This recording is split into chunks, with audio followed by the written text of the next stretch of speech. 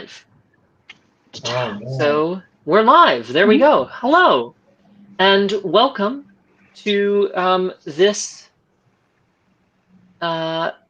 edition of the Pirate Party digital protest today of the Patriot Act. We are here.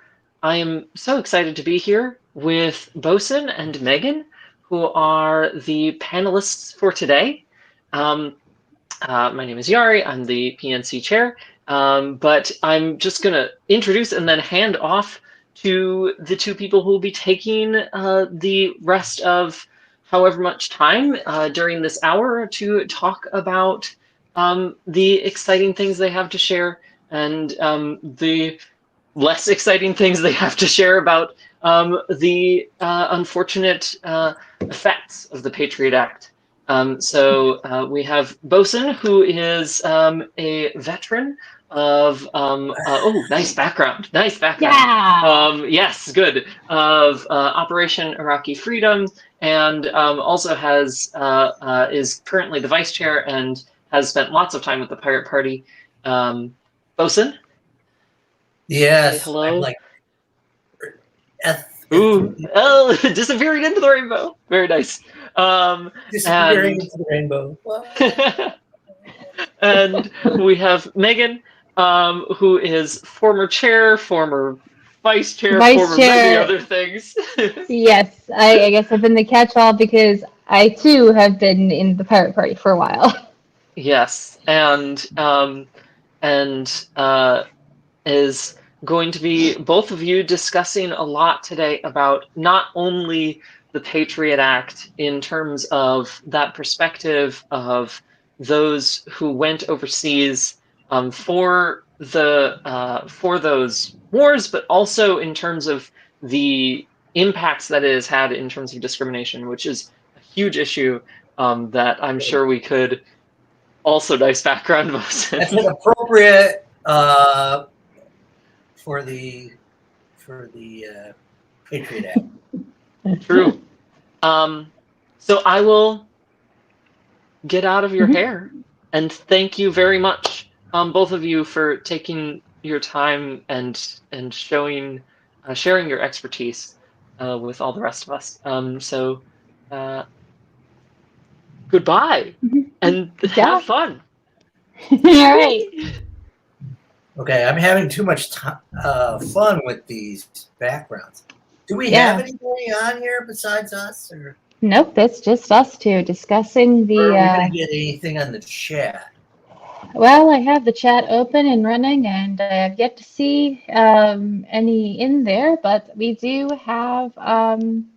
It's just us. Okay. It's just us for now.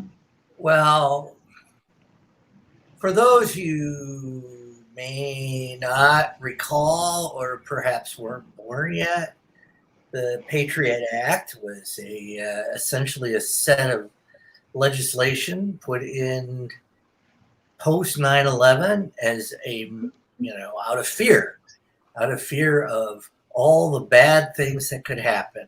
And we were going to use our expertise, our beautiful technology to track down all of those terrorists and eliminate them. And I think that's essentially what the goal of the Patriot Act was, but it's also you can argue that it also enables us a lot of assumptions about who the enemy is or even what the enemy is, and those assumptions can be used to persecute or prosecute people, both.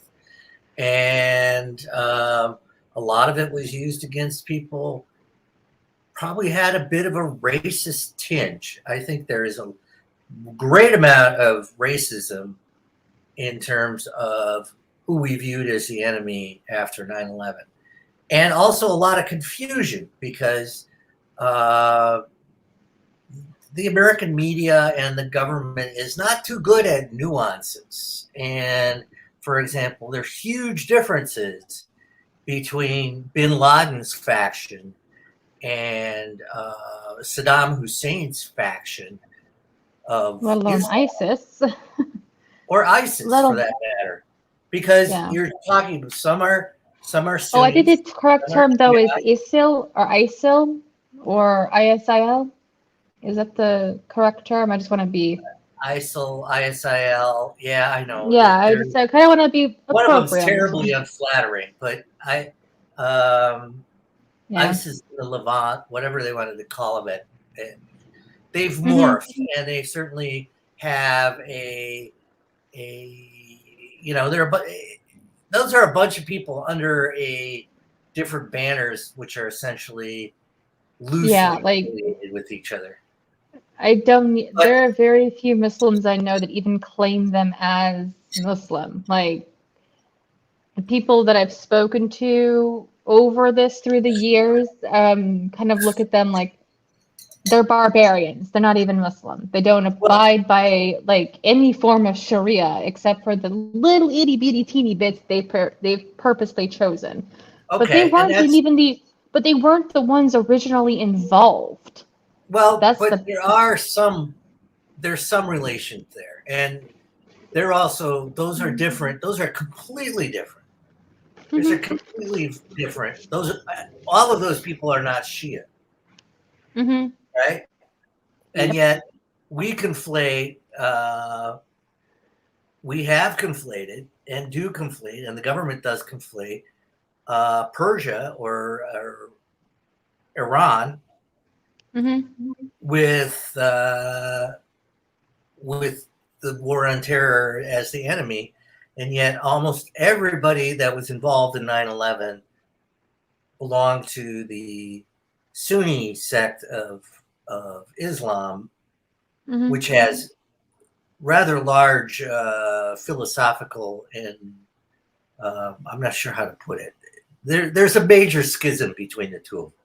It's a major schism by who is the next successor to the The prophet. fourth, the fourth. Like the It's the caliphate. fourth. Let's just it's the succession issue. It's like Yeah. that's all that it really is. One to summarize very, very, very crudely, okay, let me just be blunt. It's crude, but it's one group wasn't happy with another group's ideologies because they followed somebody different. It's similar to the fact where we had like five popes.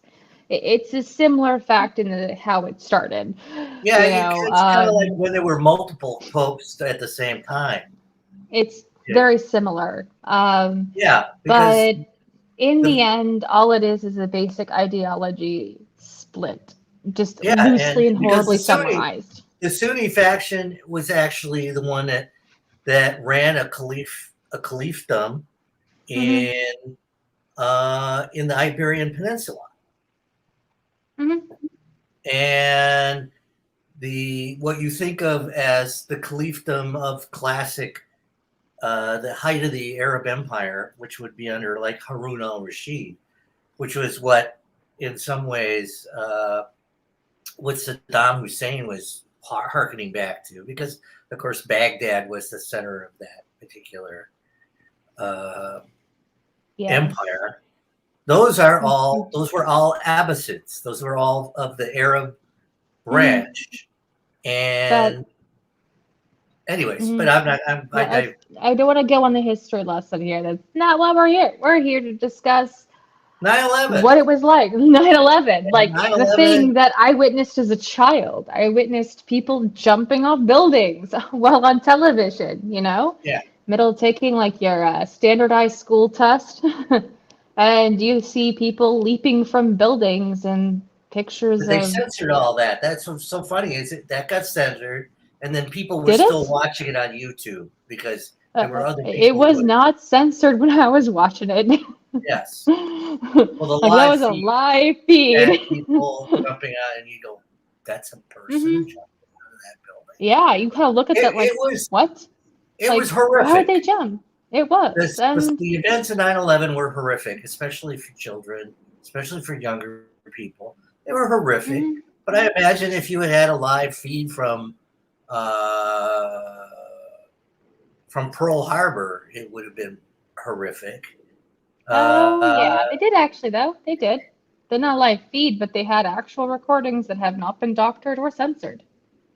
yeah. They're pretty nasty. I'm just going to be honest with y'all. They're pretty nasty. But after the hijackings and the death and the dust and the digging of bodies out of New York, on came the bigotry. And um, it wasn't just against Muslims. It was against anyone who wasn't white. I mean, the Judaism got a big What kicked was up an in American? anti-Semitism. Oh, wait, it wasn't American. Yeah, like I had a volleyball coach when I was a kid that would always say after you had a great serve, like you had a good hit or a great serve, or you dug the ball, we're fifth and sixth graders, right? He goes, "You're all fine Americans." You know, he'd say it with that sound. He'd have like a little or a grit over in the side of his cheek on it, and it was just I did hated it so much. I started seriously disliking this patriotic beating that slowly was moved in when I was a child. I Well, mean, some I'm of that, what, 12, 11 at the time? Like yeah, 11 years old? it was almost like they were repeating things that were originally said as the kind of mock super patriotism. Yeah, but it's the thing is, it became super patriotism. Growing up in rural Indiana, my late father was a really big Rush Limbaugh fan. Yeah, I grew up with Fox News in the living room, and I had to fight for the TV if I wanted to play a game or watch something else. But I grew up hating politics because of the level of hatred, venom, animosity, bigotry, racism. Like all that anger I just took in and I did not want a piece of. Um, but Okay, but we're that here. has to be We're something objecting different. to, That has to be something different to what you experienced when you were serving, correct? yeah, yes. But I was going to go on a little bit. Yeah, I mean, the reason we are talking about protesting the Patriot Act is because the Pirate Party is really objects to government sticking its big camel nose into your tent and seeing what you're doing all the time. You Or are being being able to do are so you being without good? being Are you held. being good to us? You're both you're It's like, doing the right thing, aren't you? You out there yeah. on the other side. Okay. Are you being And, fine Americans? Yeah, right. really And good and Americans. Yeah. and I think it's also this, uh, like Snowden is a person who is kind of appalled at what he was being asked to collect as information, and Hmm. essentially went public with it because he thought this is not the America I signed up for or believe in.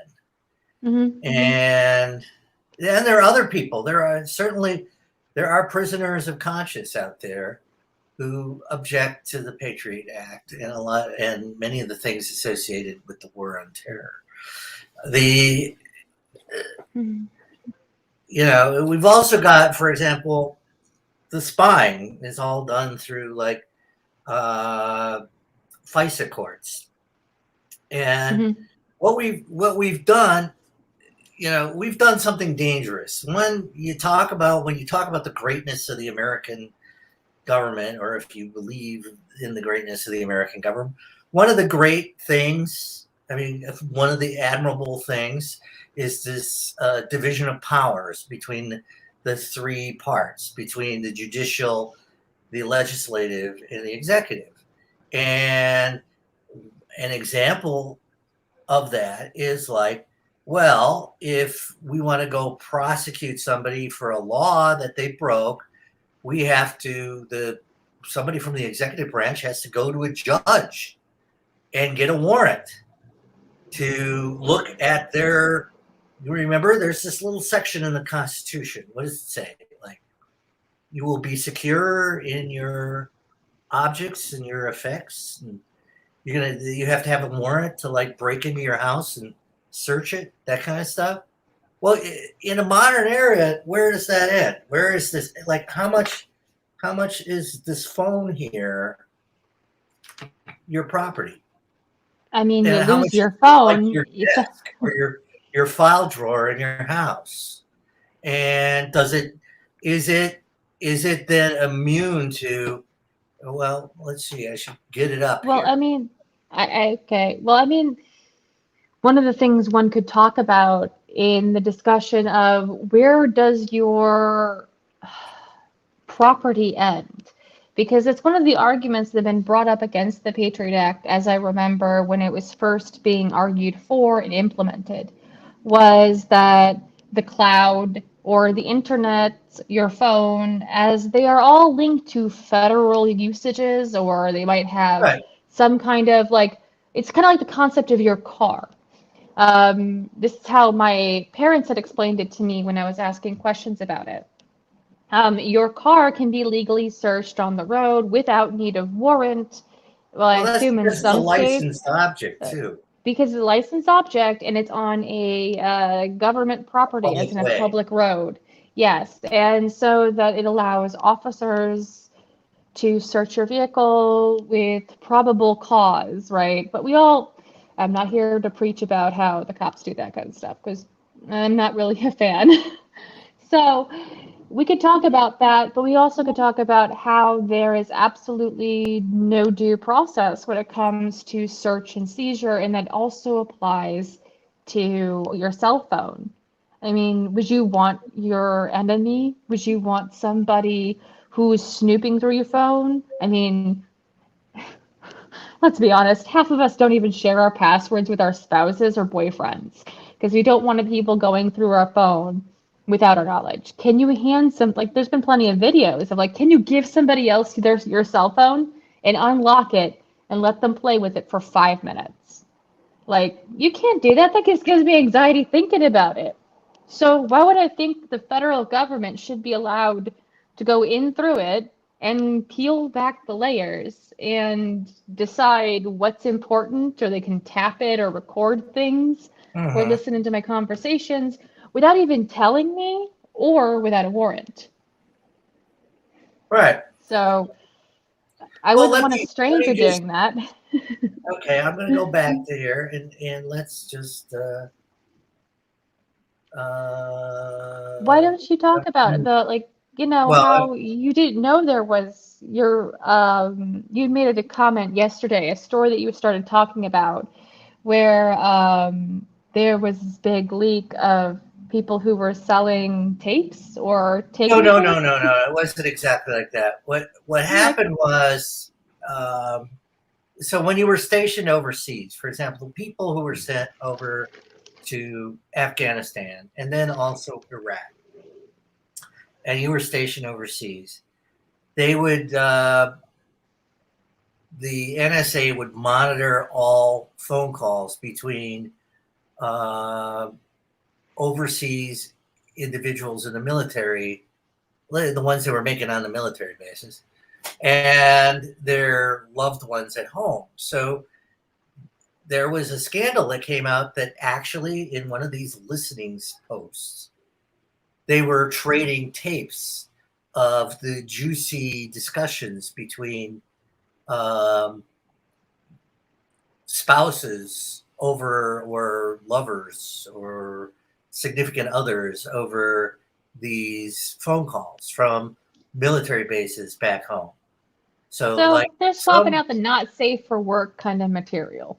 right and they would they would play them to each other in the listening room because hey, this guy's really got a hot conversation going with his wife, Like, whatever. I would like, I would want someone else listening in. It's like, that's a level of voyeurism I'll pass on. Right. And I think we have to like here I am We getting have lost. laws about people being inappropriate Well, we in have to watching people and talking and listening to people let's who are let's having intimate moments, but right. the Let's just government's free to do it. let's just focus on things like the rights guaranteed under the Constitution. Because Amendment 5 comes to mind here as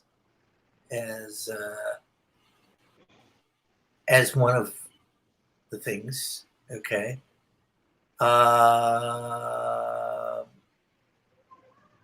Why am I thinking? Or it's the Fourth Amendment? And now I'm like getting bad here. All right. Here, Fourth Amendment. The right of the people to be secure in their persons, houses, papers, and effects. So, you know, we could argue that my data on my phone is my effects. Against unreasonable searches and seizures shall not be violated, and no warrants issued but upon probable cause supported by oath or affirmation, and particularly describing the place to be searched and the persons and or things to be seized. Now, I think that's a pretty broad protection. Are we protected like that? Or did we just suspend parts of the Constitution with the Patriot Act when, well, you know, you could argue, no, we really didn't. Because Congress can make laws that are unconstitutional and they'll eventually work their way through the court and the Supreme Court will get to it and then they'll toss them out. But does that really... I'm sorry, my cynicism and stare of like, really? Well, you know, and you could also argue in a place where I've grown up post everybody who's in the legislature also has an oath. And remember, they're given that they do this oath that says, I swear to protect and defend the Constitution of the United States of America against all enemies, foreign and domestic, and do my best ability. Well, whatever, you know. I know. And but are they, if they're making unconstitutional laws and advocating things that's unconstitutional, they are, in a sense, violating their oath. Yeah. So, and forgive my cynicism, but I've grown up in a post 9/11 world, watching rights be stripped, watch people get beat, suffer my own. You know, after watching all of this and seeing all of this, I'm kind of a little skeptical on what you think that the country is, because it's not what it is. It should be, as you say, but I know otherwise. And I'm pretty sure there are plenty of other Americans that kind of get the gist of how our rights are continuously violated because of the need for protection. And well, yeah, but if the I feel that people can't. If the other political parties are allowing that and advocating that, they are essentially violating the Constitution, or they're advocating for violating the Constitution. So who, you know, am I as a pirate less of an American than they are? No, I think it's just the opposite. I think the GOP and a good chunk of the Democrats have like walked away from the Constitution. What happened after World War II is we got into this national security state concept, and we started like, oh, well, you know, if you invent an atomic bomb in your head, then your head has to be declared secret. Under the National Security Acts, which have occurred after World War II, thoughts could be secret, ideas could be secret, and we have the right to check your background on everything because, of course, you can't violate secrets. You can't. But the problem is when the verbiage of the Patriot Act starts to give way for the permissive values of outright discrimination and bigotry, and it gives a back end for racism to be supported. Post 9/11, I mean, you could talk about all the white supremacists that have now taken over the military. not like taken over, more of infested. I mean, we all know that there's a white supremacist problem in the military. It was only recently that the what was it, the Marines, they had to make some kind of announcement They where had to they make a won't rule be that you can't have have a like a what? you Which one can't was it? have Which the flag? battle flag, the Southern battle flag. Yeah, yeah, yeah. You couldn't have the traitor's flag in your barracks. Right. You couldn't have, yeah. To think that the Marines had to make a rule about that, it kind of makes you wonder. Makes you wonder why the country got so wrapped up in some spangly flag, a piece of fabric. They got more angry over a piece of fabric than they did of their own rights being trampled in the Well, name of security for this piece of fabric. That's all what that we it should care was. about is the piece of paper. The piece of paper, the Constitution. That's the Mhm. important thing. And it's not just the piece of paper, it's the laws that People are got wrapped embodying up in it. their feelings. Like there's a whole problem with the feelings. I don't like the Yeah. feelings. The feelings, you know, every law should be logical, but people got wrapped up in their feelings because we saw destruction. We saw death. We saw people jumping because they'd rather jump and die from impact than be burned alive or crushed. We Yeah. saw that. I had friends who knew people that were in the towers. I had friends who had family that lived downtown in New York City that were like wondering if they were even okay. And on top of all that, you are skewed in with the rural America, suburban America, people that just already had this little kindling of they don't look like us, they don't sound like us. Are they really okay? Are they okay? You know, this constant thought of it. Right. But after seeing all of that, the country was united in hatred. Okay. And I think people And have to I think people have to recognize that some of this idea of pro Dio, pro patriot, whatever, the idea of God and country being fastened together is in a lot of ways was a very conservative backlash that occurred commensurate with the McCarthy era. For mhm, example, we didn't have there was no law saying you had to put in God we trust on the currency before I think the 30s or something, right? It was yeah. a conservative movement that had that added on. There was Mhm, not this open display of like, yes, we have been predominantly a Christian nation, but it wasn't like it was mhm. in stitched into the law or printed on our money for a long time. And the First Amendment guarantees freedom concerning religion, concerning expression, concerning assembly, and the right to petition. And it forbids Mhm. Congress from promoting any one religion over another. So, which you could say inversely by saying that it also means you can't discriminate against any one religion by making it a lesser religion, right? So, Or like something dirty or right, something that's bad or right. something that's And, dangerous okay, I'll read just the because of exact your personal words. opinion. Let me read the exact words of the First Amendment, and I want you to think about it here. Congress shall make no law respecting an establishment of religion or prohibiting the free exercise thereof or abridging the freedom of speech or the press or the right of the people peacefully to assemble and to petition the government for redress of grievances.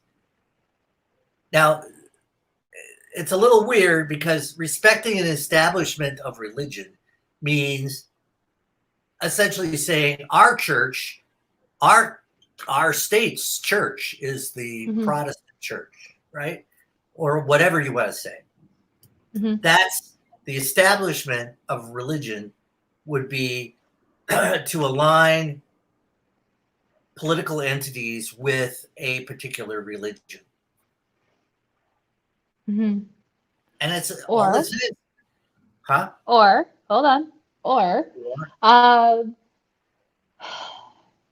when I remember when I was a practicing Catholic back in the days, because I was cradle Catholic, all right, there was a fine line where our priest wouldn't cross, which was he had a very hard rule about not bringing politics into his church. Yeah, but he had a very, very, very hard rule about that. However, there have been plenty of people who preached from the pulpit. And I know, and they're actually very common in evangelical circles. I mean, I actually almost, I hate to say, got really involved with somebody who was a quiverful evangelical. And for those who don't know what that is, just do yourself a favor and look it up, because I'm not going to explain it. But that was a group that was extremely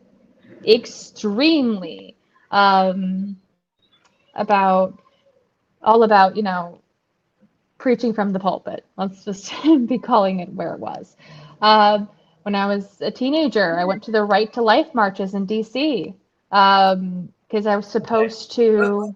No, I cleared it up. No. All right, I have to go deal with something here. I'll be right back. Yes.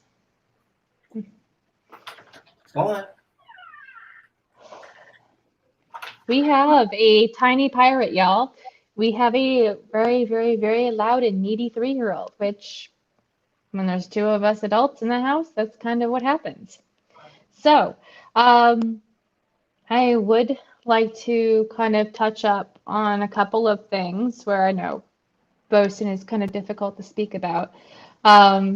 My personal issues or my beliefs with where the boundaries have crossed since post 9/11 with the needs of racism and discrimination and bigotry.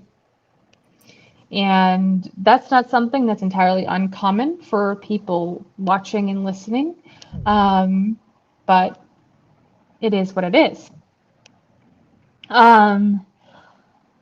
There's no excuse for it. I have dealt with it on my personal level, and it is difficult to talk about because sometimes I feel like I don't have a place at the table because I'm fair-skinned, and that's obvious.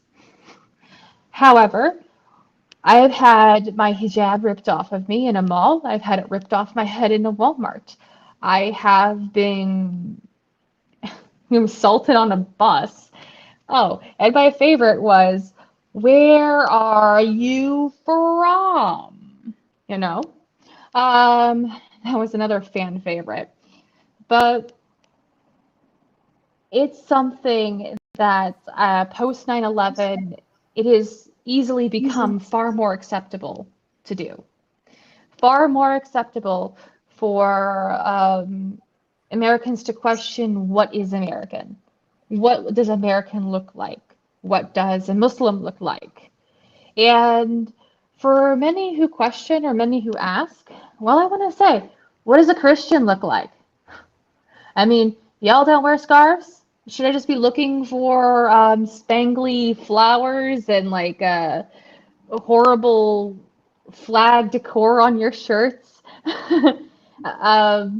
There's a lot of, what's it supposed to look like? What does it seem like? Not every Muslim wears a scarf. Not every Muslim wears a kufi. Not everyone wears a thobe. There's many things that don't look Muslim. And a lot of the time, there's some people have decided to hide it. I don't think Americans even think of some of the ethnicities that are Muslims. No, I bet that most people don't even know it's Malaysia, or is this simply the Philippines? Malaysia has the largest Muslim population. They do have the largest population right now. And the Patriot Act, hold on, a thing that the Patriot Act has allowed is the Uyghurs to be extradited and sent back to China. Where they went That's to something, camps. yeah, where they were sent to internment camps, where some had to be re-educated, some had to be wiped, annihilated, where people go and never come back. And the United States has used this doctrine, this rule, this law, this unjust, unfeeling, cold, and hated rule that they created out of sheer Fear. bigotry I think and it's fear. Either way, bigotry and fear end of the day. Um, to send people back into places where they should never be, to exterminate a group of people because their country believes that they're a blight, where they come for the safety and the security of the United States but are sent back to die or assimilate. And I didn't think growing up as a child in the 90s that my country would be for something like that, where we'd be okay with that. But we are, because it's quiet, it's silent. And to many white Americans in rural America, middle America, the ones sitting in your cozy homes out in the northern parts of California or the ones here in Chicago, you guys probably have no idea. And that's a curse of our own. We tend to look away from things that are painful. We'd rather sit in the comfort where we are and not knowing, because if we don't know, then we're not a part of it. We can feign ignorance, but we can't. We really except can't. except you know the premise of Enlightenment governments is that the power of government is derived from the people. So whether or not we accept it or not, we are indirectly responsible for what that government does, Yeah. and we Turning a should take blind eye doesn't make responsibility. you less culpable. No. I mean, if I say, I don't like my wife, I want to get rid of her, and and and I mutter that to somebody who said, "Oh, don't worry, I'll take care of it for you." Right? Yeah, I mean, Are you? you went off on that. I mean, Oh, but don't tell me what you do because I don't want to be culpable for you still are, because you're like, oh, I heard you say, don't worry about it. it. Right. Yeah. And it's Um, effectively, government isn't, we. I think there are conservatives who they talk about nanny government. Well, in a way, we got just the opposite. We don't have nanny government. We we have have the babysitter who came over with her boyfriend and a keg of beer. right, and That's they're what we got. they're screwing on the couch while we're Stuck watching cartoons. right, That's right. essentially what we're dealing with, point blank. Um, when in reality, we should have a bit more of a check on that government.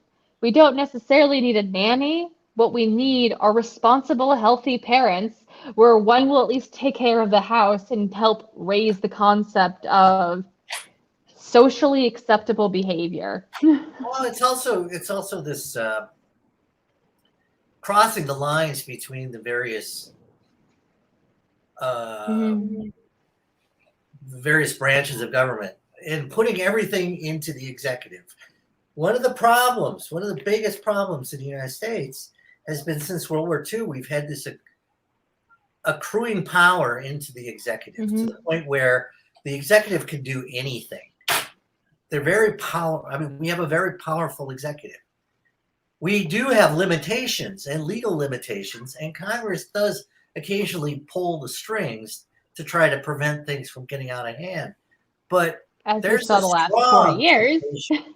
No, there's a strong temptation to hold power in there. And the problem is, I mean, I will argue fundamentally the biggest problem is that the largest share of our government's budget goes to the military and or espionage. And I mean, there's a whole bunch of secret in the budget. The NSA stuff, the CIA, the spying, and everything else. But that huge amount of money is mostly spent on these large corporations. And large corporations, the military-industrial complex, it does exist.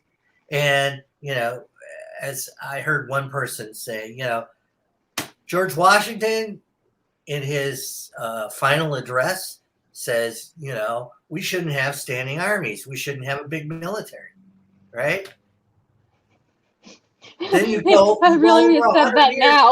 Go over 100 years later, and you've got Eisenhower, who, in his final address, warns of beware of the military-industrial complex. He was the one who coined that term. This is, hey, Republicans, that was a conservative Republican who coined that term.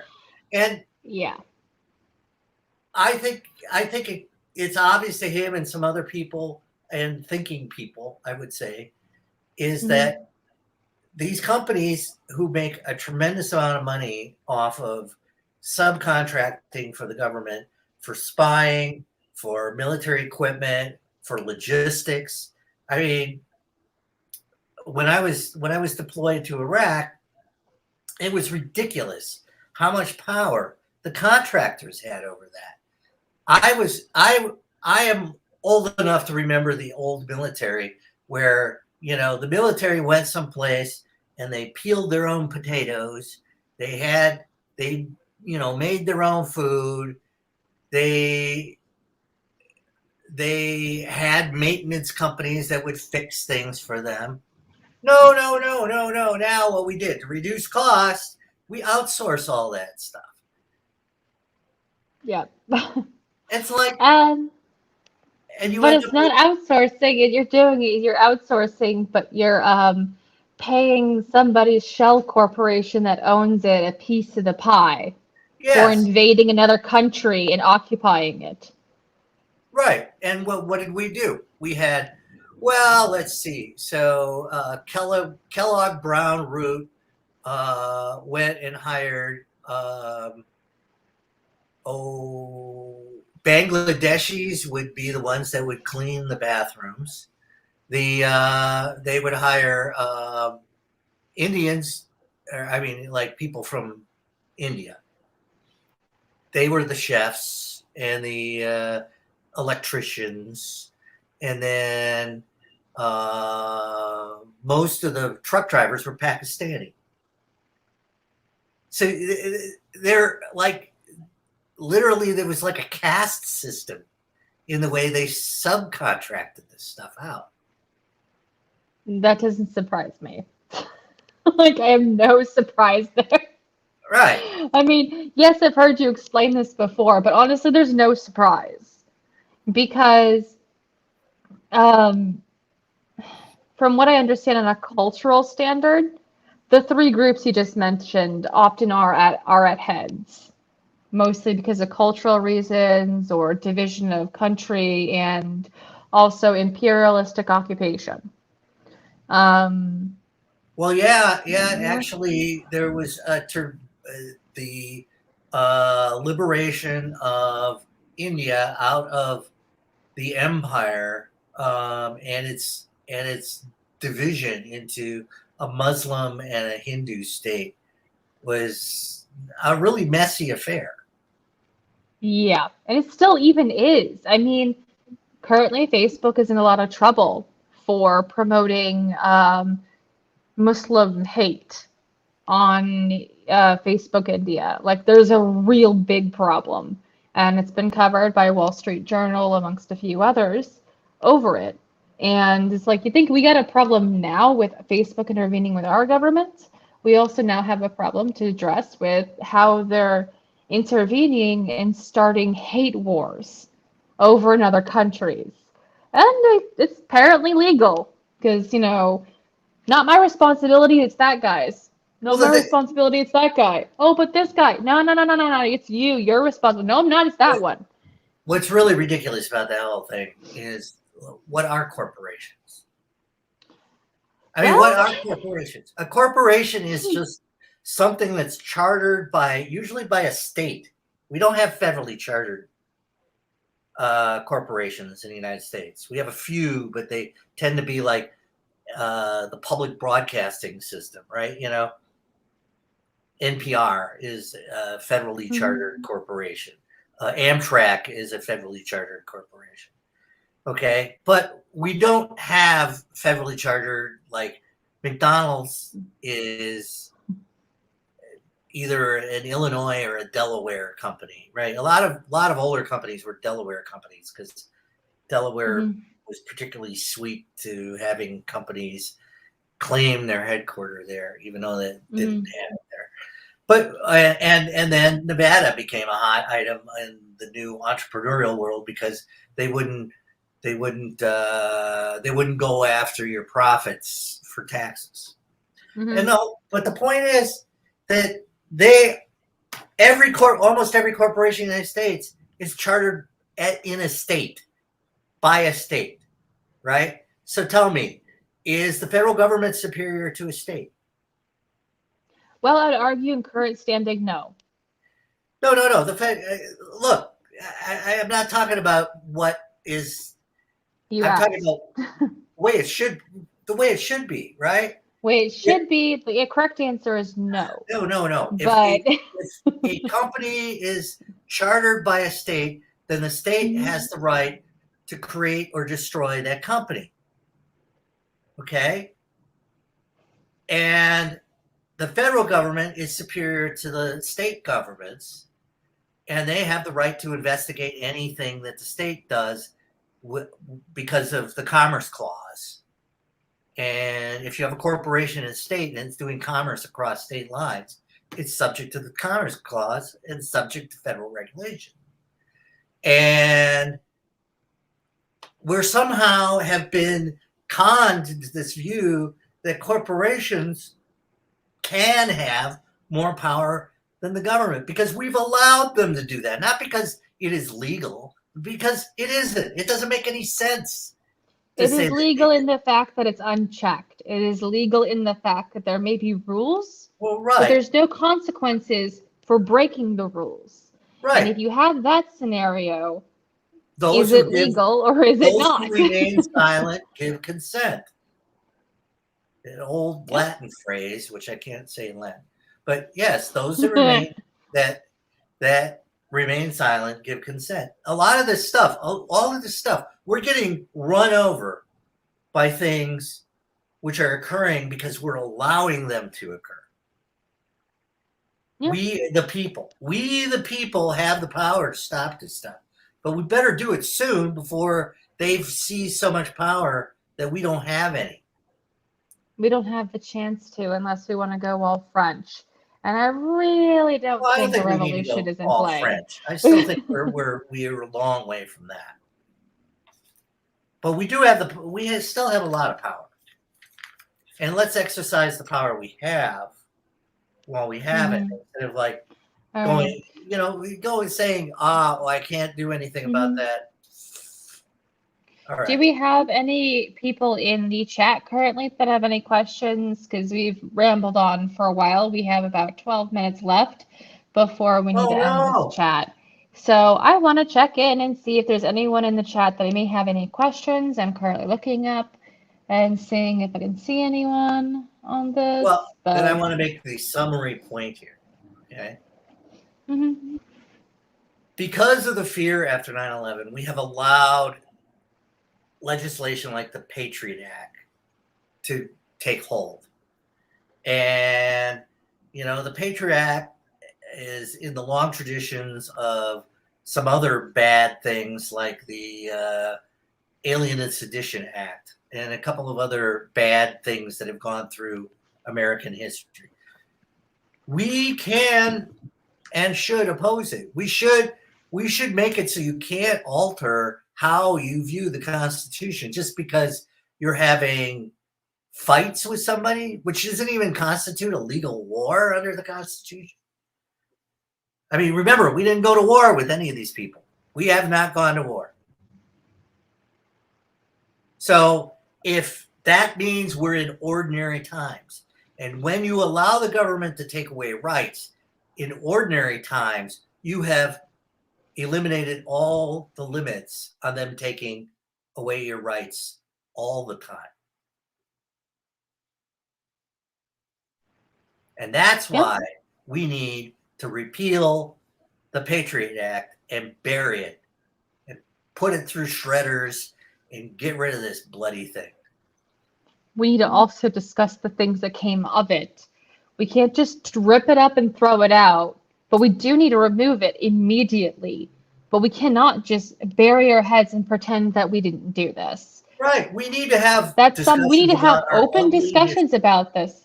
This needs to be happening. The open discussions about the ugliness of history, the complications of post-Civil War to World War I to World War II. We need to have discussions about the laws and how they are phrased. Because we all know when you write something in legalese, you phrase it just the right way. I mean, has anyone ever read the terms and conditions set by Apple? So, in the end, we really need to discuss at the end of all of this, when we decide to pull the law, when we finally win on that. It's not an if, it's a when. Well, because if we do here, not, we will end up with bigger problems. I'm going to take care of Yes, I will see you all later, and I hope this is a great and hope we had a good discussion. But as you can tell, we have a wonderful baby pirate that likes to interject and, be as every other baby pirate is. But truly, we need to step up as Americans. This senseless violence not only occurs physically, but it occurs with words. And the words of our laws, which are written in and used as a blatant excuse to hate, to make rules and moves against others, and to make decisions based on somebody's faith, the color of their skin, where they are from, or even what state they live in. Or what their sexual orientation is. That even too. Their sexual orientation, their gender identity, all of it. So we need to be better. We're going to say goodbye. Bye. All right. Bye. And that's us signing out. Us signing out. Yep. I'm trying to worry. Thank you. Papa said, like it on the upstairs. Woo.